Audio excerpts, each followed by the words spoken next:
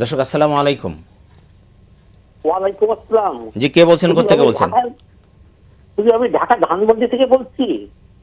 হুজুর আমি বলছিলাম অনেকে আছে নামাজ রোজা কিছুই করে না, কিন্তু মসজিদে যে খতম তারাবি হচ্ছে সেখানে মোটা অঙ্কের হাদিয়া দেয়, এবং হাদিয়া পেয়ে অনেক হাফেজ সাহেব খতিব বলে কি কোরআন আপনার জন্য সুপারিশ করবে, যার ফলে আপনি বিনা হিসেবে জান্নাতবাসী হয়ে যাবেন।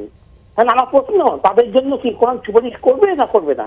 জি, আপনি আমাদের সাথেই থাকুন।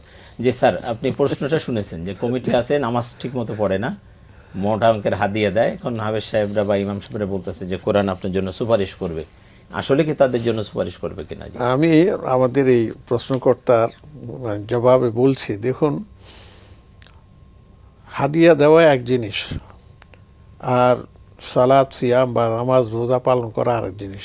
আসলে সবগুলির সমন্বয়। জি, সমতে সালাত সিয়াম বা নামাজ রোজা ফরজ, এটা মনে রাখতে হবে।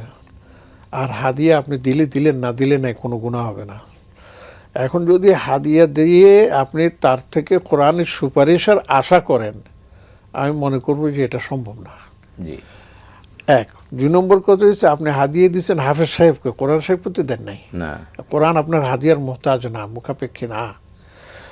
তাই আমরা সবাইকে এই বলে আহ্বান জানাই যে আপনি হাদিয়া দেন, হাফেজকে আপনি সম্মান করেন, কোরআন হাফেজ হওয়ার কারণে আপত্তি নেই, কিন্তু আগে সালাদটা আদায় করুন, আগে আপনি কি জানি বলে সিয়ামটা পালন করুন, আপনি সুন্দরভাবে যাকাতগুলো আপনি আদায় করুন।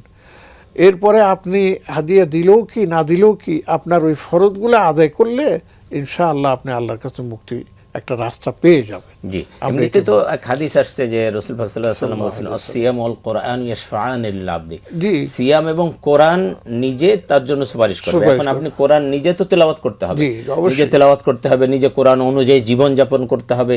আল কোরআনু হুজ্জাতুন লাকা ওয়া আলাইকা, কোরআন তোমার নিজের জন্য সুপারিশ করবে, তোমার পক্ষে অথবা বিপক্ষে সাক্ষী দিবে। এখন কোরআন অনুযায়ী যদি আপনি জীবন যাপন না করেন, তাহলে তো কোরআন আপনার জন্য সুপারিশ করবে না, প্রশ্নই ওঠে না, বরং আপনার বিপক্ষে চলে যাবে। ওই যে আলাইকা যেটা আছে বিপক্ষে চলে যাবে। এই জন্য আমাদের সবাইকে সচেতন হওয়া উচিত যে আমরা এই যে বলি, আমি যখন কোরআনে কারীমের 5টা হক আছে, জি, 5টা হকের 1 নম্বর হচ্ছে আপনার বিশুদ্ধভাবে তেলাওয়াত করতে হবে, 2 নম্বর হচ্ছে সেই তেলাওয়াত অনুযায়ী অর্থটা বুঝে নেওয়া, 3 নম্বর হচ্ছে যতটুকু আপনি বুঝতে পেরেছেন সে অনুযায়ী আমল করা, যেটা না বুঝবেন ওলামাদের সান্নিধ্যে গিয়ে বুঝে নেবেন। 4 নম্বর হচ্ছে এই কোরআনকে মানুষের মাঝে ছড়িয়ে দেয়া, আর 5 নম্বর হচ্ছে সেই কোরআনকে সমাজের মধ্যে সেটাকে বাস্তবায়ন করার জন্য চেষ্টা করে যাওয়া।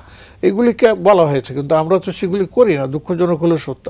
আসলে এই ব্যাপারটা হচ্ছে যে আমরা শর্টকাট জান্নাতে যেতে চাই, নামাজ পড়বো না, রোজা রাখবো না, যাকাত দিব না, কিন্তু এই হাদিয়া তোহফা দিয়ে মনে হয় যেন হুজুররা আমাকে পার করে চলে গেল।